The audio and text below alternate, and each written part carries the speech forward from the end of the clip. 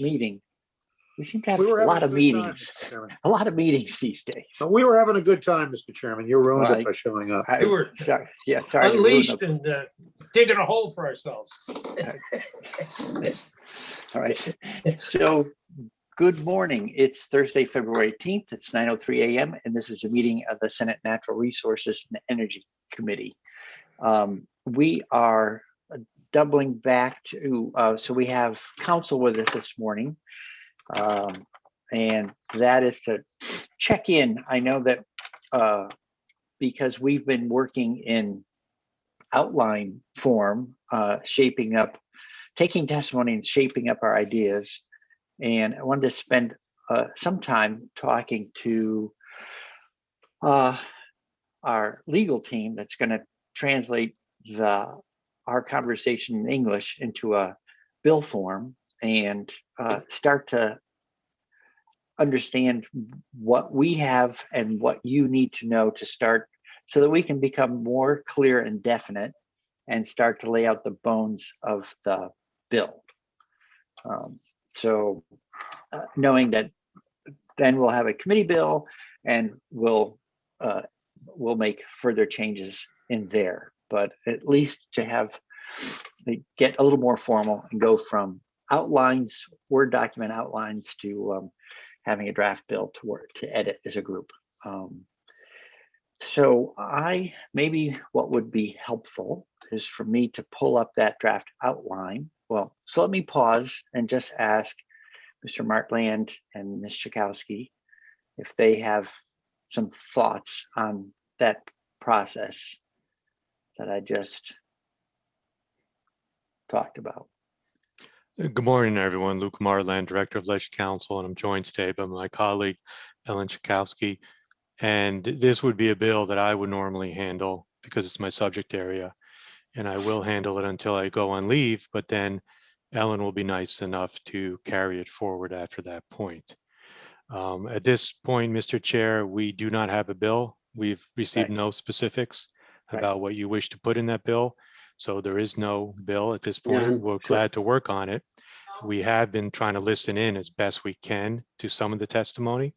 So we've been following along, and I listened in and printed out the document you looked at last Friday, but I think that's quite general. So would need the committee to make some decisions about specifically how you wish to move forward before we would be able to write statutory language. And is it a committee bill, Mr. Chairman, or is it a bill that was previously requested that the committee will work on, but you're thinking would be a bill that you would sponsor, or is it a committee bill? Well, so let's decide this as a committee. I mean, I think one way to do it, this is, I don't know the pros and cons other than one thing is if we introduce the bill as a first draft, then we get a number right away. And I know that there's a lot of interest in the work we're doing and people go, well, what's the bill number? What's the bill number? It just seems more handy to have that handle on it from the get-go as opposed to drafting a committee bill and you only get the number when you first get out of committee and get referred to the floor. So is that right? It really is up to you. It's just a procedural question. I don't think it makes any difference legally. So just asking to know, am I basically picking up a folder that I already have from a prior request, or am I creating a new folder for a committee bill? No legal significance. Is just what avenue you prefer. Okay. Well, my proposal to my colleagues on the committee would be, we'll develop it as though it were a committee bill, but we'll start with the bill introduced. That way we'll have a name and number on it from the very beginning. And I don't know if every member of the committee wants to be a sponsor. That would be my concept, but I would want to make sure that's what everyone wants to do. Is anyone, Senator McCormick? Doesn't a committee bill get more leeway in terms of introduction after crossover? Often. Yeah, that's a good question. I hadn't thought of it from that side of things. It often does, but it's not. It's because of its nature and tradition, not because of rules. given Not that- rules? Yeah, Okay. rules are generally are more inclined to defer to committee bills. Right. The other thing is I'm meeting with the pro tem today to say if we need a little extra time. I mean, sometimes you can get a little extra time if you're close to the line. And I think actually we've done so much work that I feel like between now and crossover we'll make it or we'll be very close. So so if we do the introduce a bill now, which is actually my preference, is there anyone here who's not comfortable being a sponsor of that bill? Or maybe I should do something more affirmative. If you'd like to be a sponsor of that bill, can you please indicate? So 1, 2, Senator McDonald. If it's a committee bill, the committee is the sponsor. No, he's talking about us introducing it as Introducing it. a collection of senators. Senator Westman, I don't know if you're a yes or no on that route. I don't know yet. We'll have to see what it looks like. Okay. Um, You know, so far we haven't done anything that, but we'll see. Okay. Yeah. So well, let's hold that piece of it and get to what the bill contains, whether it's committee or not. Sorry, let's just settle this and move forward. Let's do it as we'll introduce a bill, we'll modify it. It will, in essence, we'll end up doing a strike all in committee, and it's going to be the same work in the end. But I think we end up with a bill name and number sooner by weeks. And right now it's getting a little awkward when I talk to people and I say, well, we're editing an outline and we're going to be having a bill that will emerge out of that outline. And it'll make it easier for others to follow. Mr. Chair, you have suggested that the course of action is to establish a summer group to come up with what would be passed next year into statute. Is that correct? Yes, although I think there's things we can do this year as well. And that such a bill would include the tasks to be dealt with during the summer study group. And I thought we had a witness the other day that sort of divided the tasks into 4 categories, which would be outlined in the study group's charge. Yep. Now that's different from actually, raising some taxes or setting some regulations or spending some, additional monies. But is that what you have in mind? Well, I'm thinking we're going to end up. So this is one of the things we're going to have to sort out. But I think there's a certain number of things I think we can already productively take a position on for, and other things that we're going to need the details worked out.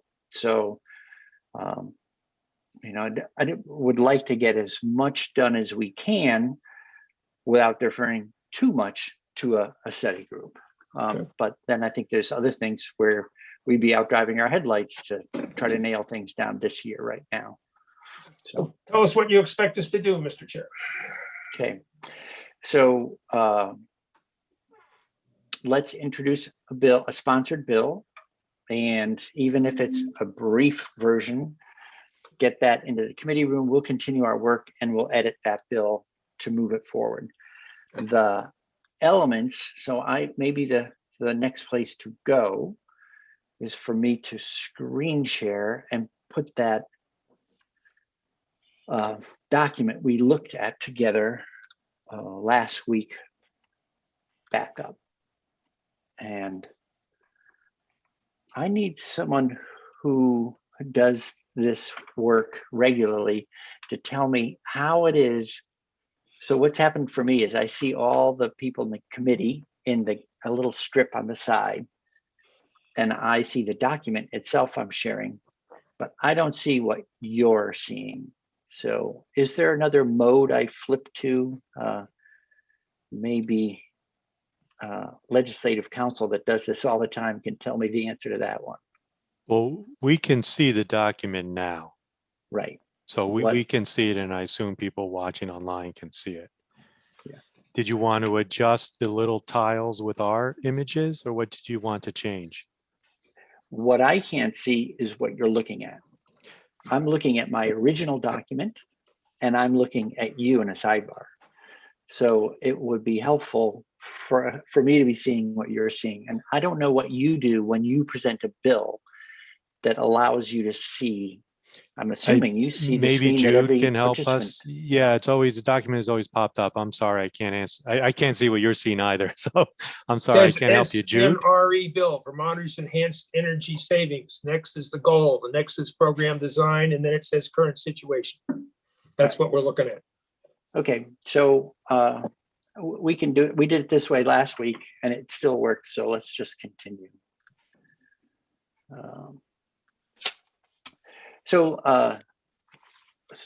Let's check in with council. So the named goal. I mean, this is pretty terse, but I'm guessing that does that make sense to you all? So you can say, okay, here's what we're after. Yeah. Yeah. And then in terms of means, I don't know how that feeds into a drafting a bill exactly. Well, would these be legislative findings? Is that your vision? The goal. Well, Goal is the purpose. Right. Followed by legislative findings. Right. I mean, so from a lay point of view, I was thinking, okay, what are we aiming to do, and how are we aiming to accomplish that up front? And then from there, we were moving into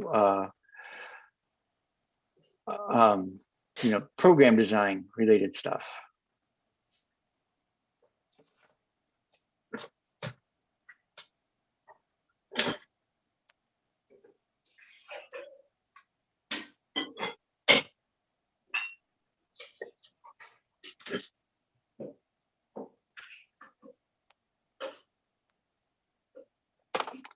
I suppose here's this other piece here that really came out of our discussions about service delivery, particularly for low-income Vermonters. I think that became clear, and that was a new thing that we had not started the conversation with.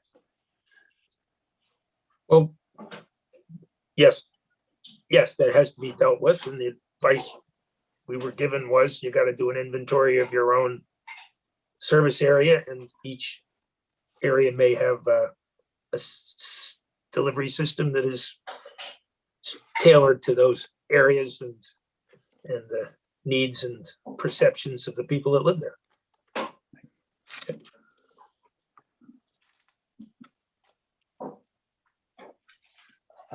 Mr. Martland.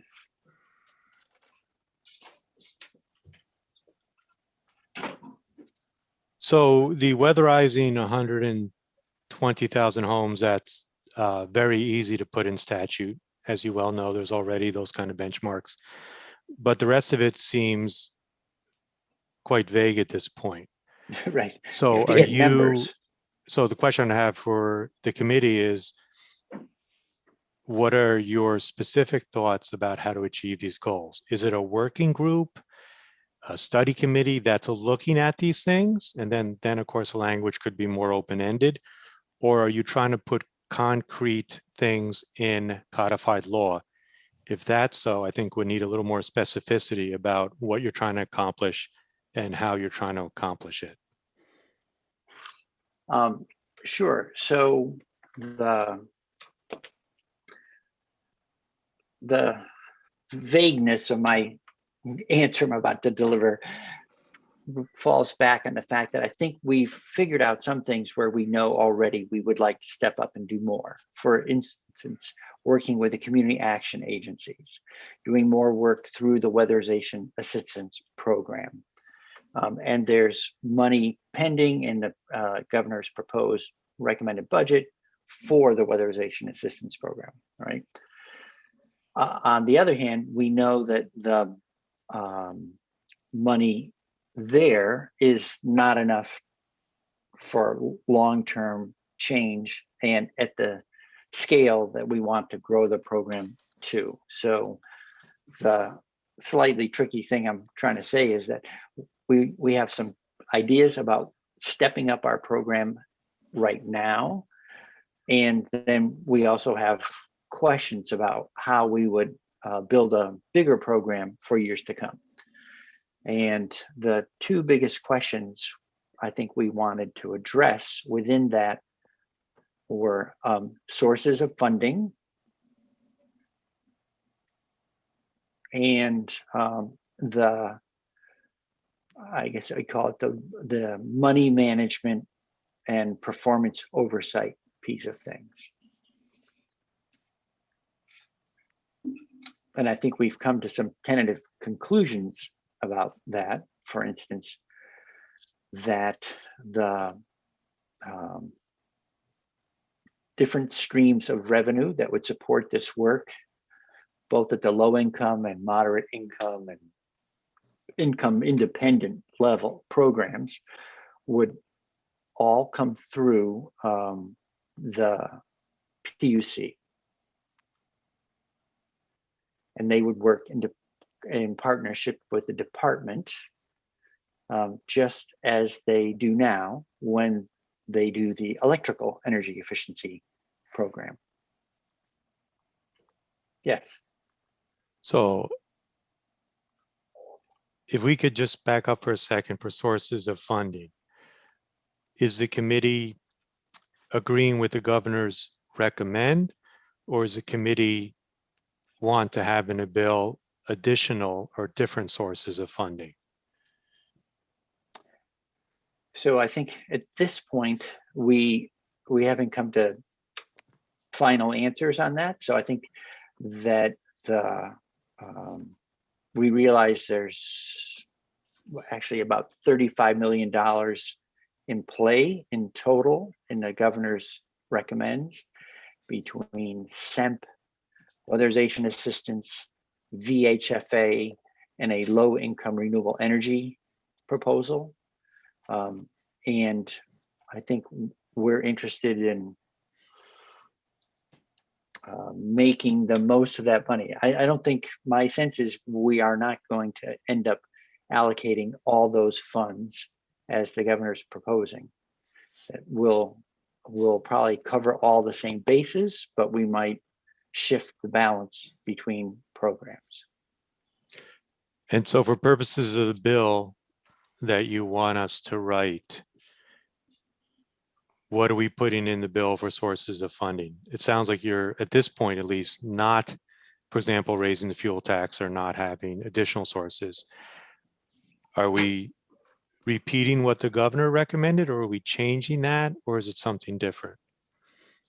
The governor's recommend. The governor's record is recommended a bunch of money.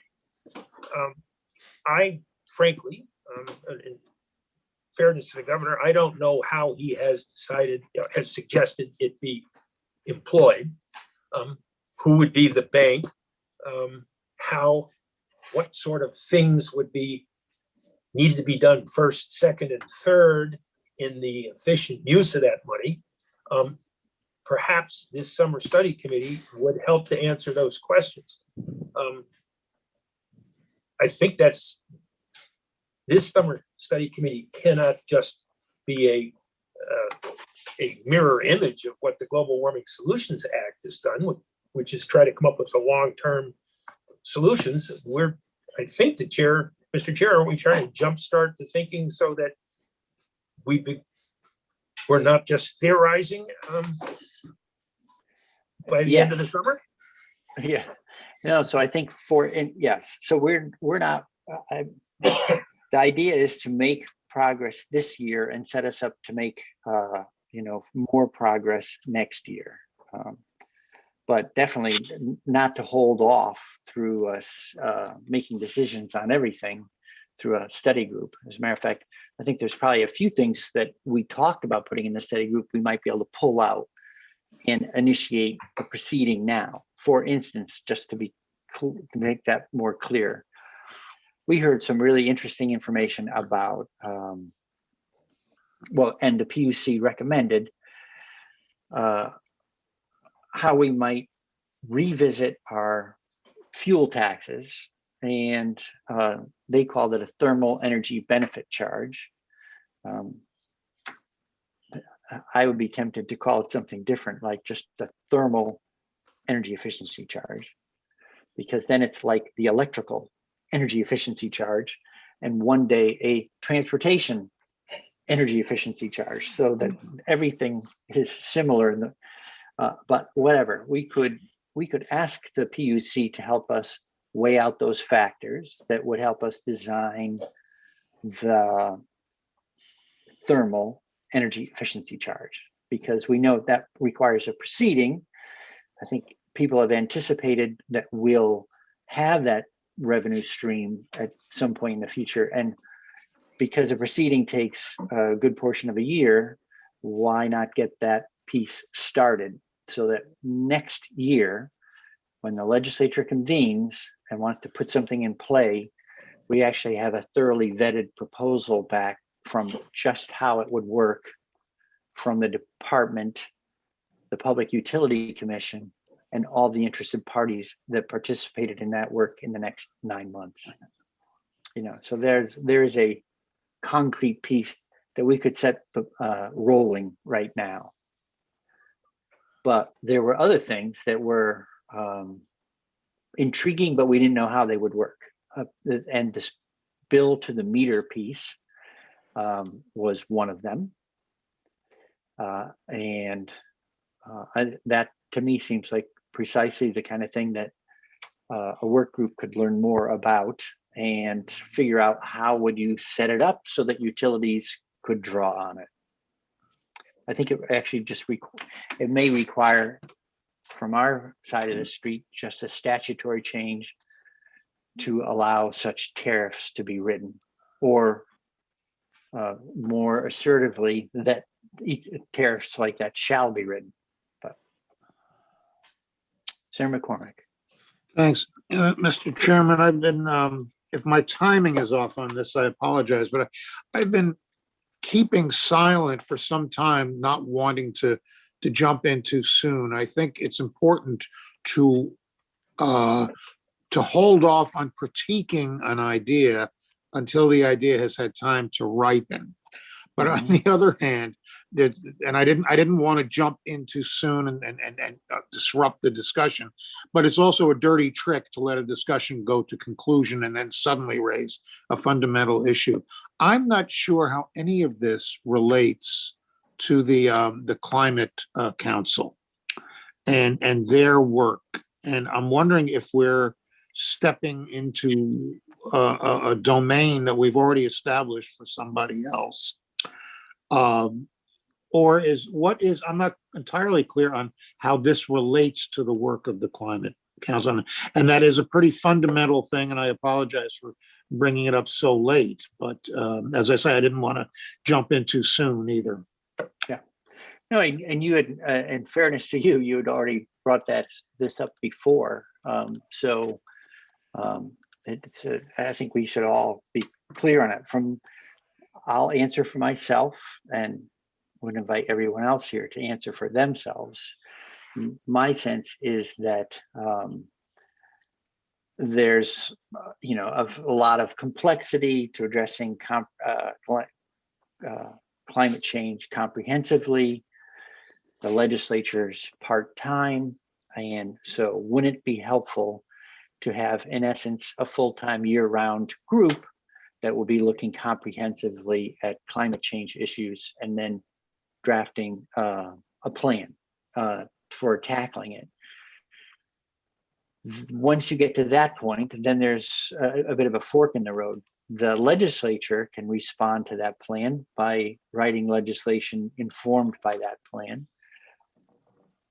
And the Agency of Natural Resources can end up charged with writing rules to implement portions, to write rules that would help achieve the outcomes laid out in the statute.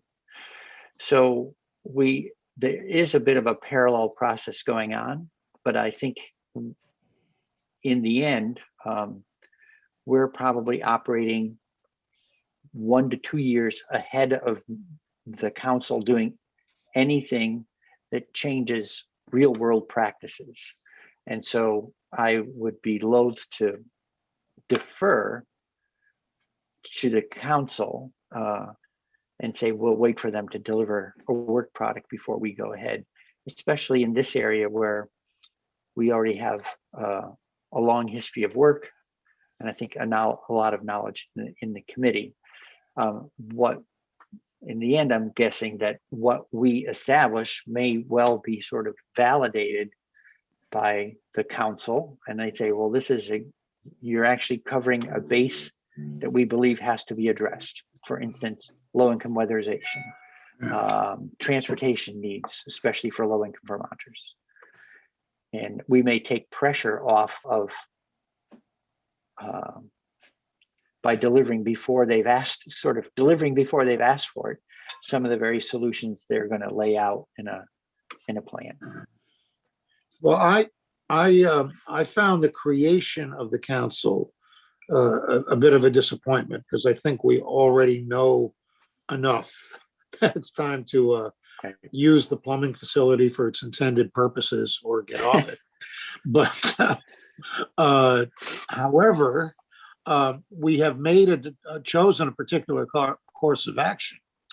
And I wonder if maybe I've been in the Senate too long, but my sense is once the decision is made, you should ride with it for a while. And so maybe we should allow the council to do its work before we get ahead of them. But again, I'm very much at odds with myself on this. I just wanted to be upfront as to where I am. I'm not sure where I come down. I've raised questions. I don't have answers to them myself. At this point, we're going to have to answer that in fairly rapid order. Yeah. So let me pause. Other committee members, do you have any thoughts on the relationship of us, what we're moving on now versus, I don't know how you would say it, Senator McCormick, waiting to see what comes out of the Climate Council? Yeah, Mr. Chair, my criticism of the Global Warming Solutions Act would be that its product is pretty much in the future, and that we would be inclined to sit on our backsides and wait for the recommendation.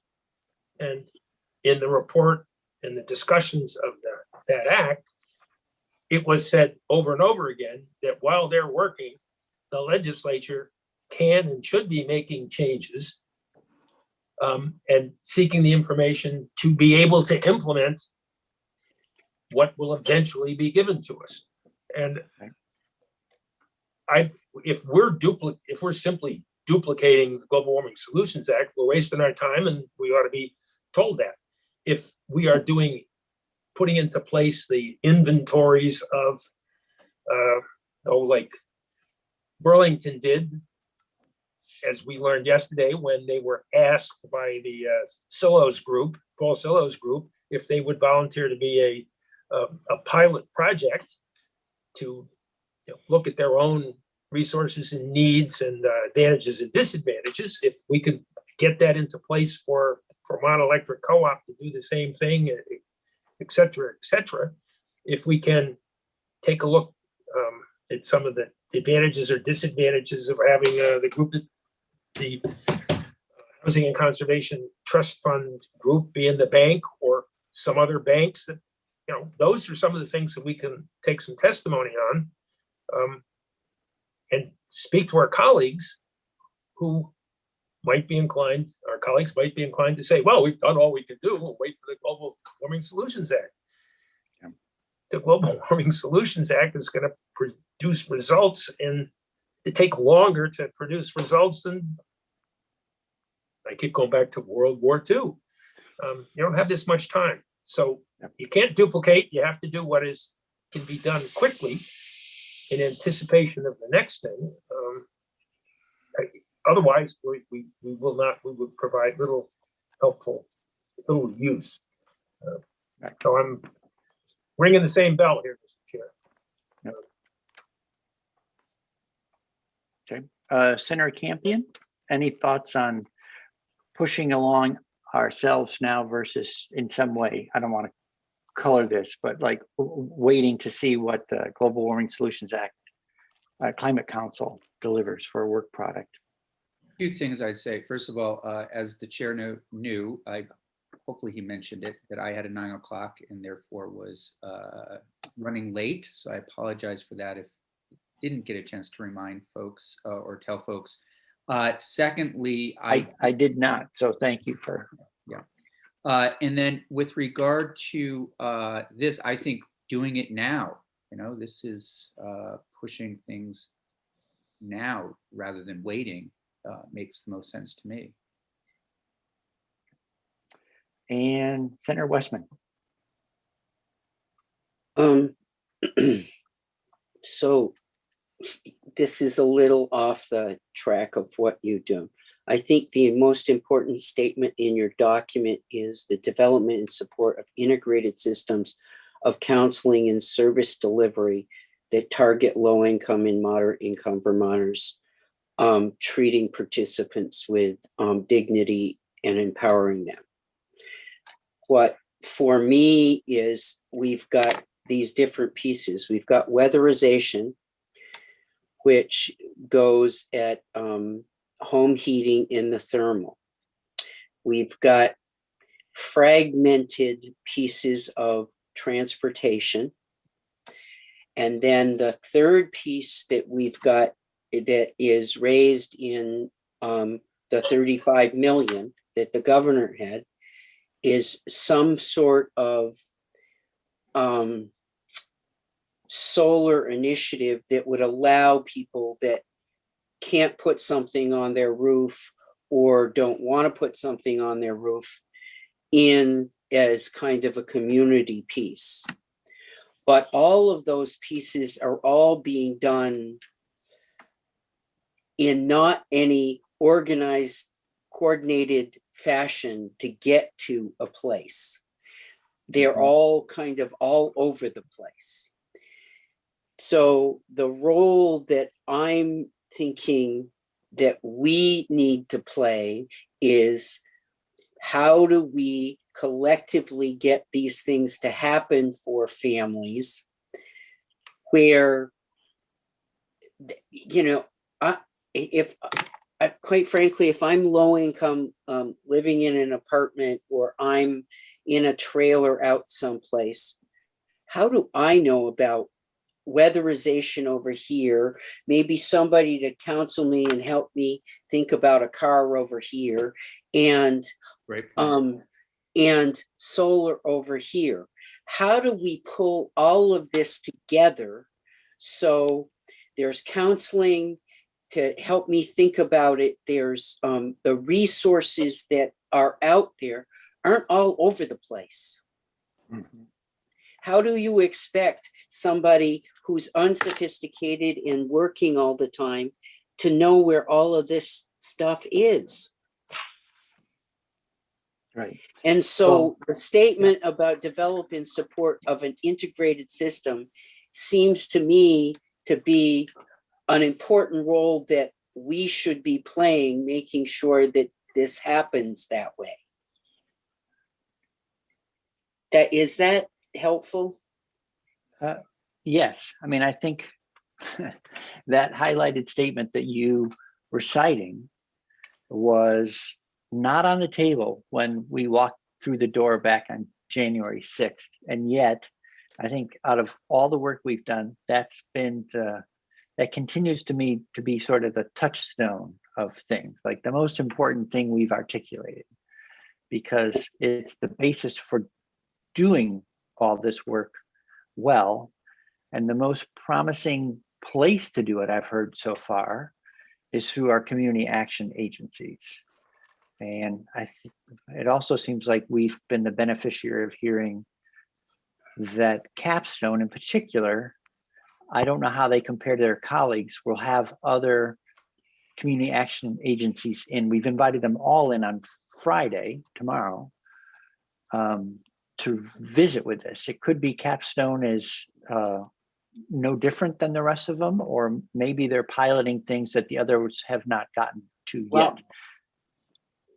Can I just say a little piece of this that yesterday when VHFA comes in, they've got of their 12 million going to financing, their 2.5 to workforce development. They got $1 million for individual assistance to customers. How does that relate, and where does that bump up against the counselors that are in the community action agencies? And is that money all together in a place? That's the challenge. That's the challenge that those are the questions we need to answer, Rich. Exactly. Well, but so I got $1 million over here going to individual assistance to customers. How does that relate to the counselors at the community action agencies? Right. Well, yesterday, one of the presentations I've heard about, what's the name of the group in Rutland that works with folks? Oh yeah, I know. NeighborWorks is one. NeighborWorks. I've heard Brock is the NeighborWorks other. discussed several times about how wonderful they are. Okay. And it was only yesterday that what they actually we were told what they did, which was to look at the problem of low and income people having to fill out a variety of forms and apply for different things. And they're a community that's been, ripped off by used car dealers who are or wary about participating, that somehow that group in Rutland had put together a system that tries to solve that problem. And they have been recognized for being successful. So I imagine what we would be trying to do is such a committee would be looking at that sort of model and say, how do you replicate that for the other communities that have the same challenges but haven't met them yet?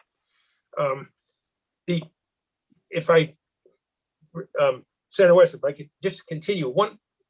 I found Rich Cowart's presentation strikingly different than what we usually get.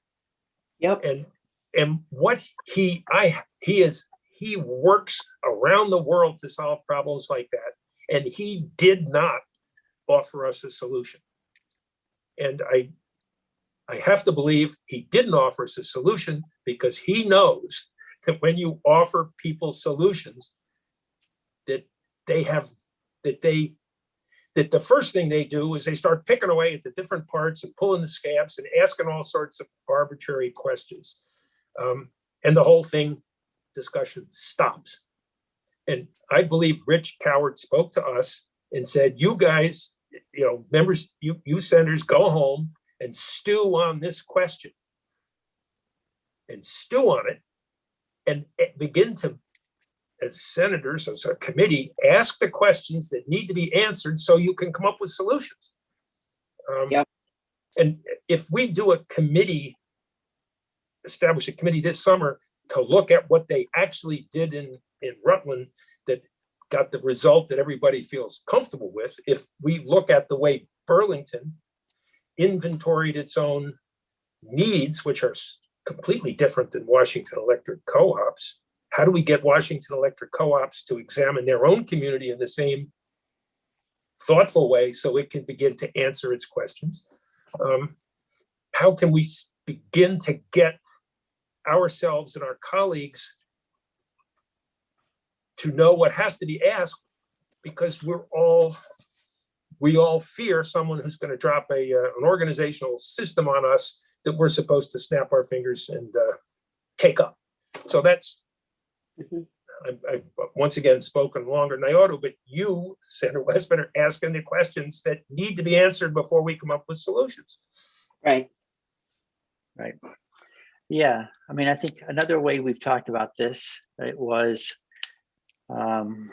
when I can't remember if I said it, someone else said it, we want to have a program that works with people, not a program that's done to people. It's like, Ain't easy. it has to be led by consumers are the ones in the end who have to sign up.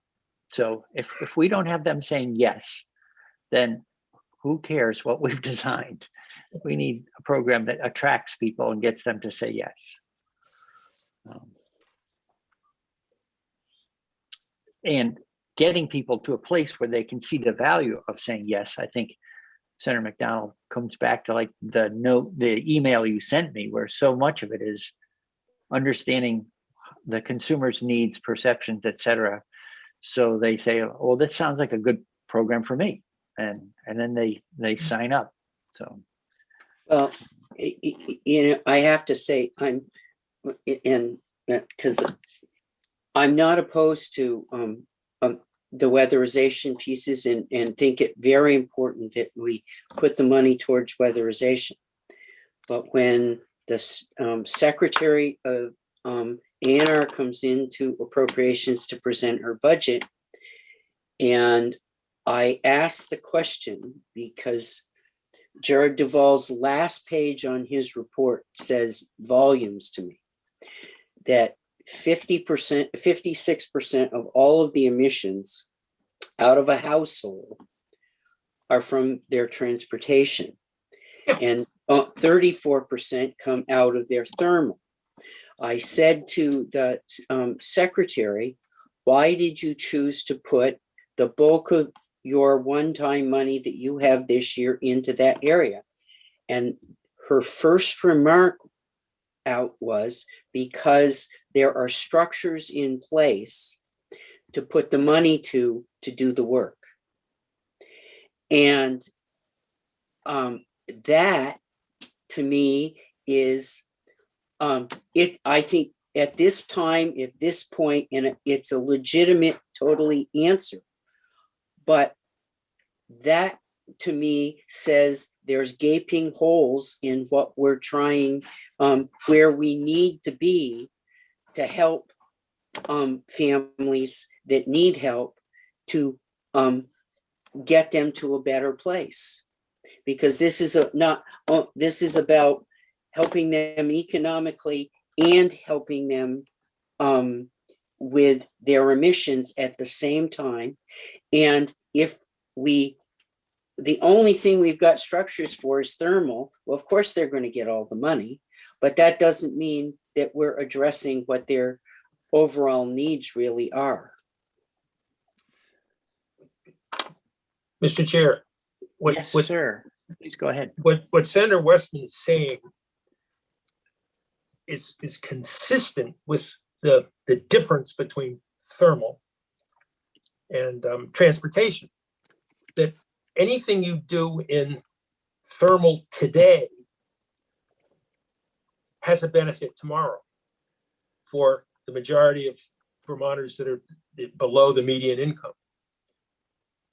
Anything you do in transportation today takes, what we say, 12 years, 10 years for the automobiles that would be purchased today to get to those people. And the immediate effect is a decade away. So if you're looking at thermal as one challenge, maybe that's the place where you can get more done and get it jump started than transportation. I don't know, but they're separate issues. Also, Senator Westman talked again about the people at the bottom end, and it's not enough to design a program that meets their needs. If you can't go to them and say, tell us about how you guys got ripped off by the last 2 used cars you bought, and then you listen to their story and say, well, this program that we have we've studied what happened to you, and this is what we recommend. And if you don't think it's a good idea, or if you think we're blowing smoke, tell us, because we can't afford to design a program that you're gonna, slam the door and say, leave, get off my front porch. They've had enough of that. And if you can't solve that, that's not finance. That's not how you pay it back. That's not banking. That's how do you meet the needs of those customers? If you don't do that, it doesn't matter how good your plan is. Thanks. Yeah, I would also just say to the committee that 10 million that's going to try to create community solar projects. And it is based on what Vermont Electric did with their community solar project. And what people are doing now is they're buying panels. And if the state could replicate this in some way, they're buying panels where basically the panels are paying for themselves and lowering the electric costs. And so if someone that's a renter can invest in a panel and basically it's the financing for that is a lot like the model that we've been hearing, the upfront money coming in and what Mr. Silo's idea was, but it's a lot the same thing if we can get people into solar like that. But how do I make sure that they know about there's opportunities for weatherization, there's opportunities for transportation, and there's opportunities for that for them now? Well, answering the question of how do we and our colleagues understand what you have just described to us, and how do the customers realize they're available and ready to go to work? That's what I think that's what this proposed research to be done over the summer would answer those questions and have them ready to go. That this is what is being done now and that works. And how do you get to the front porch and talk to them without having them tell you to go away? Those are the things that need to be done. Maybe if Rich Coward is sitting around with a plan that, some details to give us after we've pondered for a while. But right now he's causing us to have the conversation we're having today, which is pretty damn healthy conversation. Right. Well, so the Rich Coward piece to me that made sense to weave into what we're doing, and my sense was it would take some time to do it. It would be that as we talk about, again, I'll just call it a thermal energy efficiency charge, thermal fuels energy efficiency charge, that the clean heat standard would integrate pretty naturally into that. Like you would, that charge might be zero, right, on any renewable liquid fuel. So you would shape the system from the get-go so that fuels that were not quote unquote biofuels would pay it, and those that were wouldn't. And you'd be sending that signal. There's a price differential to encourage people to move in that direction. Might be a recommendation the committee came up with, and would list the benefits and the shortcomings. Yeah. Right. Okay, so I've added some things. Just I can't, since I don't know exactly what you're seeing. So I just put in Senator Westman's remarks from the approach conversation. We have funding proposals following existing established programming, not necessarily targeting the greatest area of work. And I think that's part of what we're trying to transform through that comprehensive counseling. Down here, Senator Westman's remark about community solar. So putting that in, Senator McDonald, you've been emphasizing this one and I think we probably can't overemphasize it, understanding the customer well enough to get people to sign up. I had in my notes, but we didn't put it in last time, being aware of taking sort of an anti-racist stance, like where have BIPOC communities been disadvantaged around energy choice work, how they're served with, how their energy needs are met, and look for that as an area of opportunity in terms of workforce development. I also would like to think that this year, not next year, we would start leaning into the workforce development piece, because I'm imagining we'll continue to find ways to fund the program, at a higher level. But if our funding is always coming out ahead of the workforce, then we're always going to be constrained there. And so while we have one-time money, that would seem like a useful investment from my perspective. Like, how do we start increasing that workforce in anticipation of putting in place permanent funding mechanisms next year?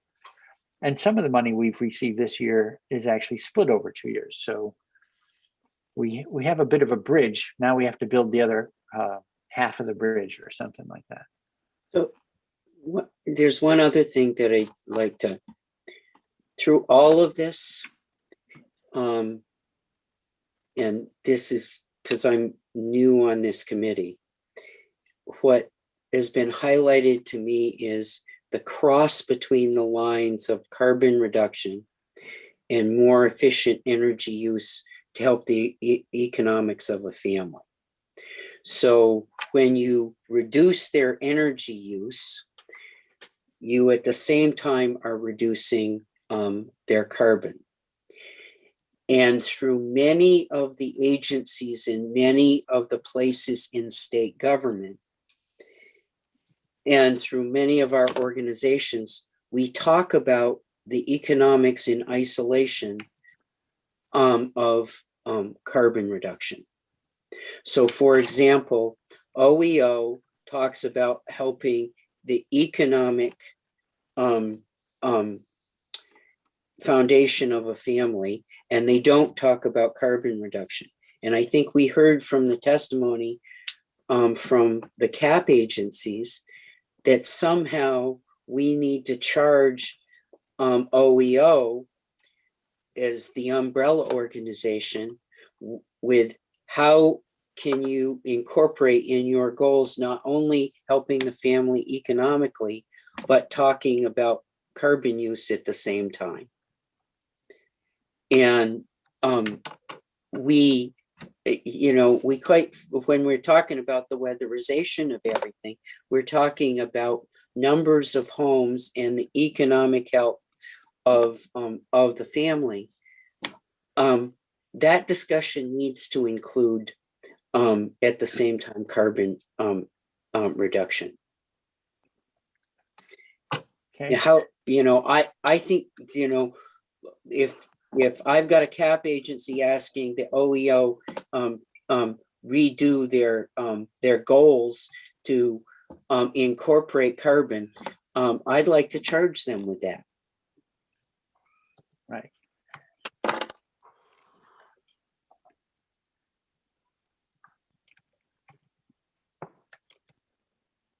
So something that's been sort of passively flowing along from their work, make it explicit. Make it explicit. Well, their goal is to help a family economically. It hasn't included, I think it broadens their thinking, because I think the carbon reduction and the energy savings are, which helps them economically, are going in the same track now. So how do we talk about them as a single track, not exclusively talk about the economics? Right. Well, and it also provides then the basis for leaning harder into transportation. Absolutely. Than we have.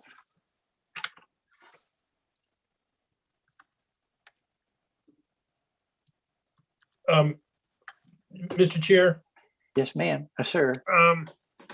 I said a month ago when Matt Coda was testifying that when it came to efficiency, if Matt Coda didn't like what we were doing, it was probably a good idea. And what Mr. Coward spoke to us earlier in the week, that efficiency only takes care of 1/3 of our goals. We still have the other 2/3 with thermal, which would be served by fossil fuels. Our goal is to eliminate fossil fuels. Mr. Coward made me look at what I had said a month ago differently. He said there's no one better suited to understanding thermal characteristics of buildings and structures and needs and delivery and payment and service than the folks who deliver fossil fuels. And that their expertise should be harnessed because it's essential to meeting the other 2/3. And I made a note to give Mr. Coda a call and share with him what I learned this week. But we have been thinking small when we say weatherization and only looking at 1/3 of our goals. We want to get rid of the other 2/3 also. And that requires that all of us who in theory are devoted to this, and the fuel dealers and the customers and our culture need to take a step back and look at the big picture here. And we have to craft a way for people to understand and approach this. So I have had my thinking changed in a way that I found quite shocking early last week with Mr. Coward, that we've been looking at the easy stuff, just weatherization, and we have a bigger challenge before us. So Senator McDonald, I was just typing in while you were talking.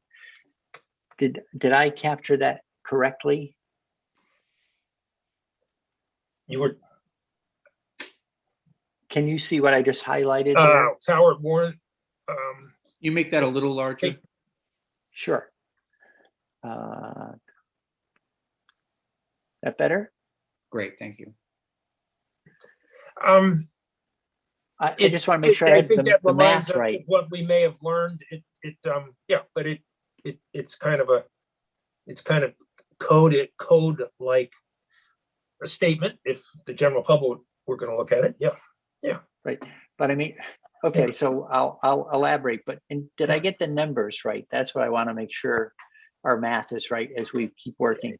We have generally said that the average house could save up around 30% in the weatherization, and that's about 1/3. Okay, so then the other 2/3 of emissions come out of what you're burning to create the heat, or how you're creating your heat. Yeah. Well, and we've said this for years in committee, or or at least I have, that honestly, I've always thought that someday I hope we would arrive at a place where the fuel dealers would be our partners in the work and shaping what comes. And I think, to me, it was sort of music to my ears to hear what Rich Cowart was saying, because if we can provide a pathway for them as well, to do the work, they already have all the customers. They are a fantastic resource if they can be recruited.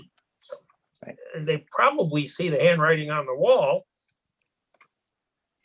So they're a tremendous resource. I'm the natural word I was going to type is partners, and I know that's anathema to you. It's too vague. Collaborators, which means to work, which means to work together. No pejorative connotation there. Yeah, yeah, can I just say, Yeah. they did mention biofuels. Why aren't Right. all of these fuel dealers offering biofuels? What's the impediment to that? Yeah, and so good question. From conversations with Mr. Coda, I've heard that the California Clean Heat Standard has created so much demand that it's pulled a lot of the product to the West Coast. And that's part of what's, when you get a state of 40 million people making a change, and it's a relatively smallish, newish market, whatever. I don't know if that's quite accurate. It can leave the rest of us without fuel. So there may be opportunities for local fuel development. Although I doubt we're going to grow soy more. Forget that. Forget I ever said that. We're not going to grow soy cheaper in Vermont than in the Middle West. It's the same thing, Mr. Chair, as the less nations with fewer resources are watching all the COVID vaccines being manufactured go into the European and American companies, because that's what happens. Those are the countries that get it first, and California started. So we got some catching up to do. Okay. So today, to try to keep our document readable, all the old comments are in purple, and all the new ones are in red. Although this one somehow it's not exactly red. Here, let's fix that. Got it. All right. And I'm sensing, I'm hearing, or it might be me hearing me, that we want to, well, do other people agree with the idea that let's explicitly try to pick up the pace on workforce development this year, whether it delivers new workers to the field in 3 months or not, that we would start taking steps to pick up that pace of training, so that, for instance, just the governor's recommend does a 20% bump in weatherization assistance program. Somebody's got to do that work. So do we have the training programs out there that will properly train these people? Because what I heard from the testimony was that we've got people out there doing the work right now, but we're not sure they're all of them are doing it properly. Yes. Yeah,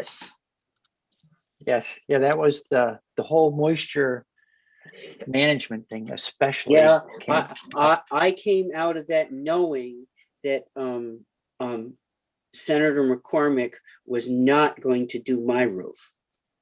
And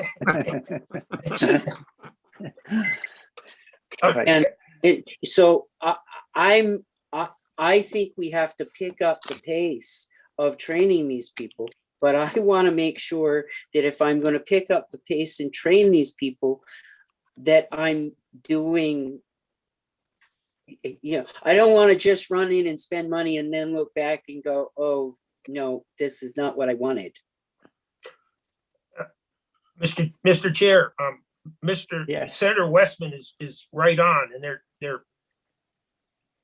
one of the things that will torpedo take-ups in weatherization is when those people who have been weatherized begin to publicize that their basement is very moldy and that their house has been destroyed by rot in the walls. There needs to be some acknowledgement of that, and there needs to be a way to deal with and restore for those former customers to alleviate the damages that took place, so that they cannot be used, so that they cannot be truthfully used as a shortcoming in weatherization. That has to be dealt with, or the whole program becomes tainted with its the few past failures and a unwillingness for their correction as we move forward. That's in the marketing thing. That has to be a part of this.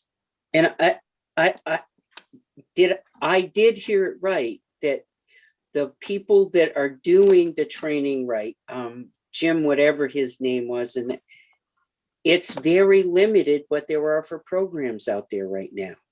Right. So I think, the job training is really important, but it's really important that we get the pipeline that creates those people that are coming out is a good pipeline. Right. Mr. Chairman, And yes, Senator McCormick. uh, in response to Senator Westman, I think I probably could build him a good roof now because I learned from my mistakes. But I wanted to get serious here. I had Cindy and I had an addition put on a while ago, and talking to the carpenter, I looked at his design, and it occurred to me that it would probably allow too much heat to escape. It involved a peak, an interior peak, and I thought, there's no place for attic insulation there. I think that's going to leak heat. And the carpenter, the professional, assured me that it would not. And in fact, I'm looking right now out my window at the massive icicles that have formed. They only happen. So I would, and I'm thinking when we talk about weatherization, we talk mainly about retrofitting, going into an existing building and weatherizing it. I think we might want to take a look as well at weatherization consciousness in new construction. That and I don't know how we would approach that, but I mean, if we're going to do that, I think because there's probably a lot of stuff even today being built. Vermont has a lot of sort of, the shade tree mechanics are gone because of the computers in the cars, but there's still the parallel kind of carpenter. You hire the local guy to build the addition. And I'm not sure they all know what they're doing in terms of, or even trying in terms of energy conservation. And perhaps when we talk about counseling, counseling could be available to anyone who's having an addition put on or who's building new. That's all I have to say at this moment. Okay, so we do have this down in it's not highlighted the way you are, which I think is true, and like support existing building code energy codes. I think as best I understand them, the codes, which are never more than 3 years old, have been updated to address problems that produce the kind of situations you're observing out the window. But because most towns don't inspect for code, I think corners get cut and people end up with problems. There are some cities, I think, like Burlington. My impression of Burlington is it actually does do inspection. And so it's a level playing field there. But the complaint I've heard from builders is that if you're in one of the majority of Vermont towns where there is no such inspection, then if you cut corners, which can lead to the problems you're talking about, no one's going to pick up on it. And it's not to anyone's advantage to have a code if it's not enforced. Yeah. But that's been a contentious issue for years. So maybe it needs to be as part of resolved. doing this work, we solve it. It needs to be resolved. Yes. And if you put together a group in the summer to come up with resolution strategies for that, you have simultaneously come up with helping to market the overall program. Okay, so I've added resolve this. Don't just name it resolve this. Okay, so that's a working group item. And to elaborate, then I'm going to add in the need for code enforcement. statewide.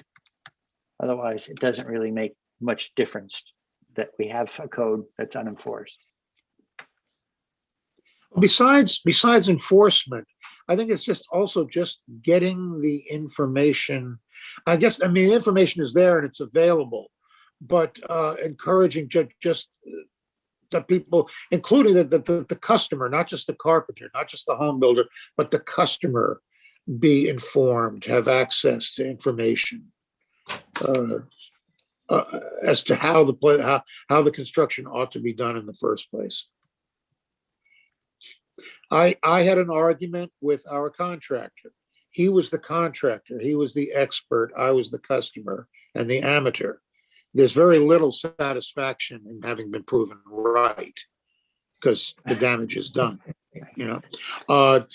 But I would have liked, as the customer, perhaps, to be able to say to the contractor, well, you may be the expert, but you're wrong. I knew he was wrong, but wasn't able to have the real authority to say it. Well, and you know, so that seems to go hand in hand with certification, right? Yeah. Because if you're going to try to make sure that someone knows the right way, so I don't know what we call this, like. Think about getting your driveway resealed. We don't want weatherization to fall into that sort of a wide range of suppliers, resealers. Including the refinishing that washes away. Well, but that's the dilemma that you have. These are, you can't.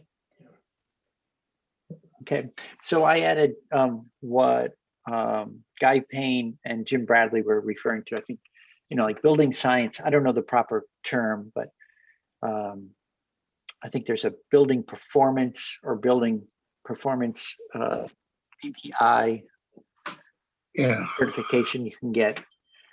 So I just they called it building science. So I put in building science. It might be BPI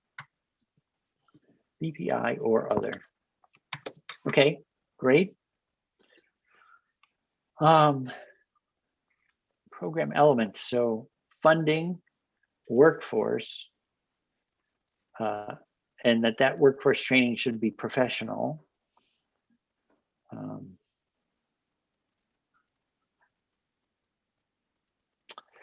This one relates to the tail end of the one before it, which says, otherwise the program will be tainted and new customers will not sign up. So goes all hand in hand with that one, knowing customers well enough to motivate and make them attracted to the program. I mean, one of the things we heard about to the meter billing was that there were take rates of 80%, which is pretty astounding.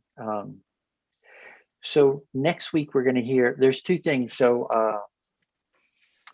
what next Wednesday is going to be all about workforce day. We're having a bunch of actors in the workforce world, and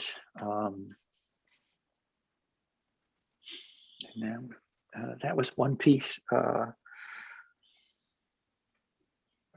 Anyway, it will come back to me. Another one of the things you were bringing up, we have people going to be scheduling them in for next week to address that. I'm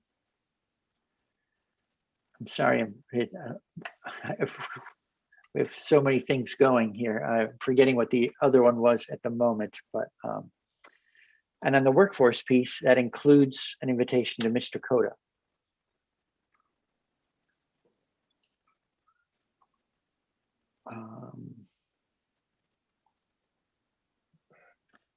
Okay, so then we had a section on obstacles. I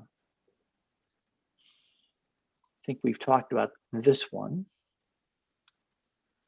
So that seems pretty clear to me for the community action agencies, that notion of counseling, comprehensive services. I don't know for middle income folks if we're what the need is there. Maybe it's more narrow, but I wouldn't want to assume so. It's going to be true for, even if the energy burden is less, if we're talking to someone who's interested in weatherization or using less energy to keep their home warm, should we also be encouraging a conversation about how much is it costing you to drive around? And have you considered ways of saving there? Or is that too much to lay on this program? Anyone have any thoughts on that? Are we switching to transportation? No, I'm just saying, so I think we've said that we want to do comprehensive services for sure to low-income Vermonters because especially because we're acknowledging the transportation cost is so high. I'm saying for the part of this overall program that targets middle income Vermonters, do we want to encourage the same conversation? Because it'll also be true for them. They may be able to better afford it, but the emissions profile is going to be probably nearly the same. I would support that, Mr. Chairman. I would support including that. Right, so it seems like it should be, I'm going to add. Well, yes. I would definitely support. I'm trying to think about the counselors, though. You know, here's what I would say. My day job at VSAC. So if you're a trio counselor for a high school student, because the program is designed to help at-risk kids that come from first generation and low-income families. But our counselors, if a middle-income family comes, we don't refuse anyone. And my question really is, if I've got $1 million going into VHFA for connection with people, how do I make sure that that money is all coordinated? And where does the middle income money end with the other? And if I'm going to train counselors to be out there for low income, they probably would be good to talk to more middle income people too. And what you're really coming down to is an issue of money and training a pool of people that maybe their primary place is the CAP agencies, but has a component that they can help others too. Right. Is that? Yeah, I mean, I think I don't know, for instance, I think you're right. I mean, if someone gets good at talking to one audience, it seems like it's a much smaller additional amount of training necessary to say, okay, for the concern shift as you move up the income ladder.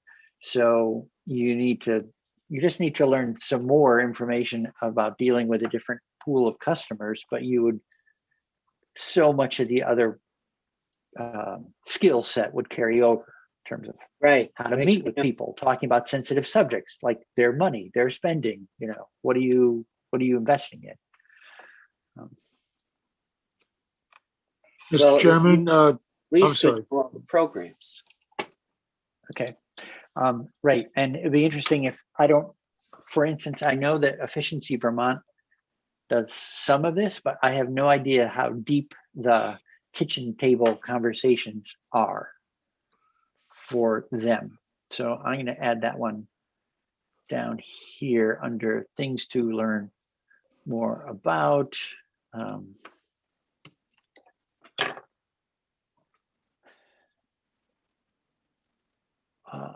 just going to call them kitchen table conversations. Who has them now for middle income Vermonters? EVT ? Other. CAAs, the community action agencies. Other.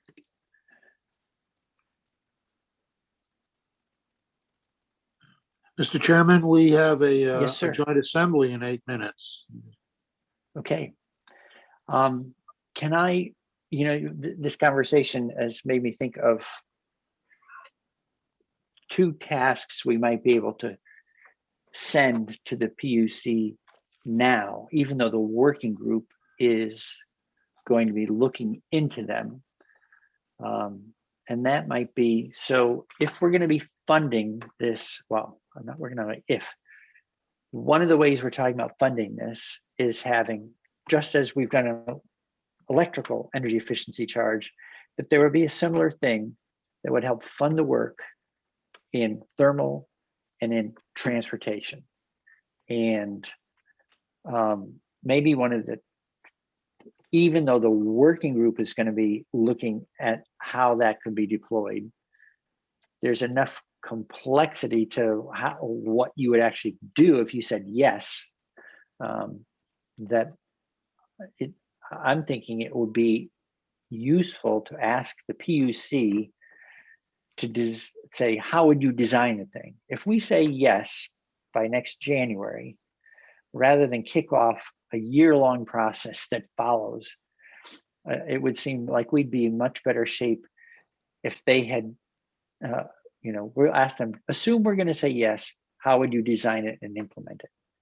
And then we'll have a mature piece of work to put on the table next January that could be built into a bill, as opposed to a request that then takes an additional year to implement. Does that seem useful to the committee? It's Yes. not deciding that we're going to do it, but it puts us into a position that we'll have a mature proposal to look at, as opposed to just a concept. Good point. Okay. All right. Well, I want to thank the committee for working. I will. So I would like to ask the committee's permission. It's done this in previous years to work with Ledge Council offline out of committee to work through this document we've generated and help translate that into answers for drafting, so that we can get a draft in the near future, whatever, in the future. When exactly, I don't know. But are people on the committee comfortable with me working with Luke to take our outline, our now further amended outline, and turning it into a first draft for the committee to look at? Sure. Okay. Yeah, So we can always I'll- tear it apart later. Exactly. I've learned in life, not many people like to write, but everyone seems to like to edit. So we might as well get something written down for us to work on. Okay, great. Well, I really want to, Mr. Martland and Ms. Schakowsky, thanks for your patience. I'll set up a meeting with you to do that, to get more specific, to help drafting move forward. And I really want to thank the committee for thinking carefully and pushing this along in a productive way. It's kind of messy work, but I think we have a messy problem. And so it feels okay to me that where it's a bit of a struggle to get it done. But if it were easy, it would have already been taken care of, I suppose, another year. Okay, with that, unless there's anything else people want to bring up, we will adjourn for our joint session of the General Assembly.